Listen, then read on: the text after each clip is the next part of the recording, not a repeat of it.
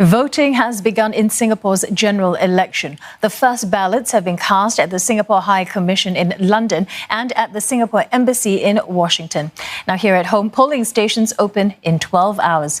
And in just a moment, we'll take you live to Britain and the United States. But first, 6,500 Singaporeans are registered to vote overseas, although it's not always as easy as it might seem due to COVID-19.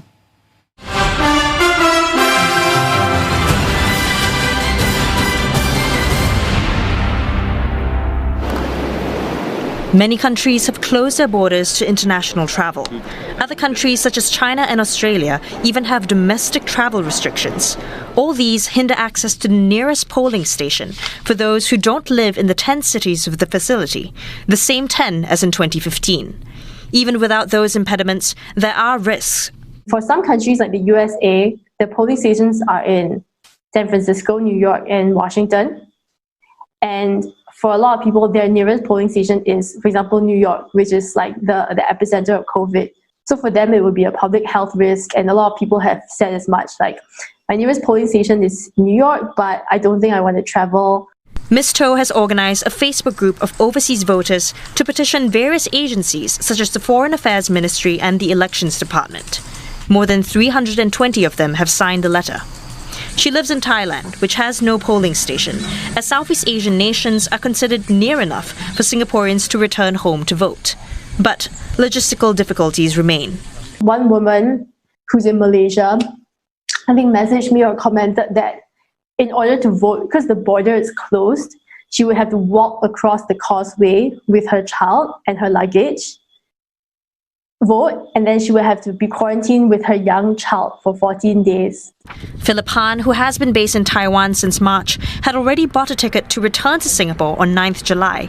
He would have been able to vote at a special polling station at his stay-home notice residence. However, the airline cancelled his flight in late June. The next availability is in August. They said that it was due to the pandemic, and I think it was a capacity issue. I mean, when I looked on the flow chart, the seating chart, I was literally the only one on the plane, so I think they didn't want to fly. The group has also suggested mail-in voting or voting by proxy.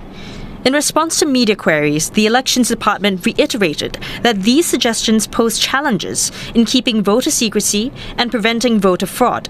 It added that it had released overseas voting information earlier than usual this year to give voters more time to make arrangements.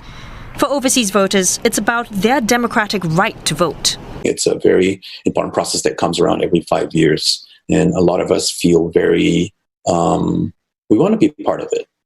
I think it's good to be part of that journey, that decision-making, whatever that may be, and to exercise our vote to a right to a vote. In 2015, there were some 4,800 registered overseas voters. 70% eventually cast their ballot.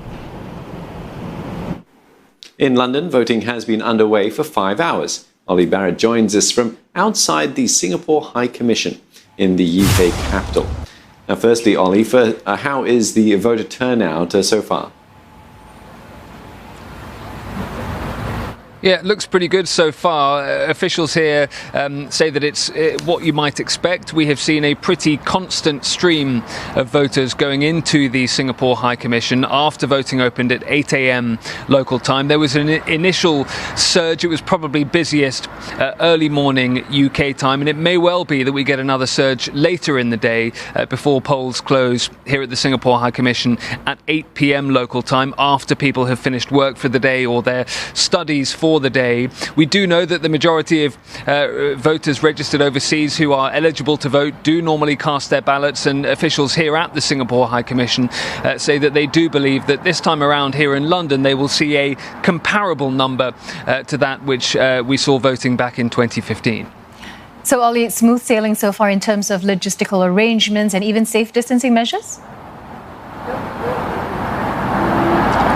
Very much so. It's very clearly signed to all of those who arrive exactly what they have to do, and they've been warned in advance as well. It is mandatory that people arrive and enter the Singapore High Commission wearing a face mask. There is hand sanitizer available too. There are clearly marked areas on the pavement outside the High Commission which show you how far you should be from other voters who are queuing up. There's an overflow area here on the other side of the road for when those busy times come. That is also very clearly marked out with tape so that people are keeping a distance from each other. Inside the High Commission, we're also seeing temperature screening for voters too, and contact details are being taken as well, not just as part of the voting process, but also so if required, they can be used as part of any contact tracing after the voting has taken place. And as I say, safe distancing being observed inside and outside the High Commission.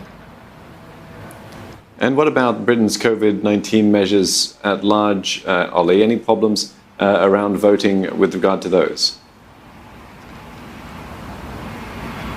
No problems so far. Everything seems to be going very smoothly here. And of course, the High Commission is observing the British rules that are in place, but actually going further in many instances with the safety precautions that are being taken. Of course, anyone who comes to the High Commission on public transport will be mandated to wear a face covering as part of the British rules. And certainly everyone who we've seen arriving to vote at the High Commission has been wearing a mask. All of the staff are wearing masks to here. So the safe distancing guidelines, the rules and regulations being followed very closely indeed.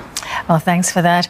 Ollie Barrett speaking to us from London, where voting has been underway for 5 hours. Well, let's head to Washington, where the Singapore Embassy has just opened its doors to voters. And our correspondent, Nick Harper, is there. So polls just opened. How's the crowd like, Nick? That's right, Glenda. Opening just a couple of minutes ago. It's 8 a.m. here in Washington, D.C. It'll be open until 8 p.m. this evening, through for another 12 hours. You can see this is the line behind us. We've had a number of people already walk through the doors. They've already been able to go in to cast their ballots.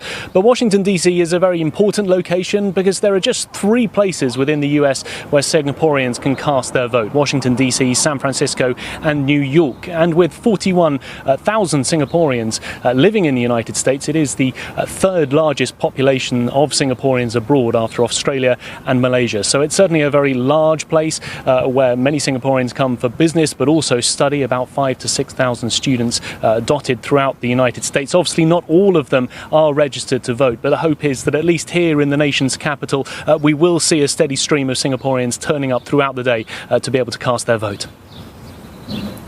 Nick, with the pandemic is still very much a concern in the United States, how's the voting proceeding, especially when it comes to safe distancing measures? Well, Steve, a number of measures that they've had to put in place in order to make sure that things are done in a safe and orderly manner. We've already seen people lining up here. They're being kept 2 meters apart. We've got yellow tape down on the pavement here to make sure that everyone is kept at a safe distance. They're then having their temperature taken before they even enter the embassy here. And then once inside, they'll have to wear masks, they'll have to put on gloves, and they'll have to make sure that they continue that safe distancing from the other voters inside.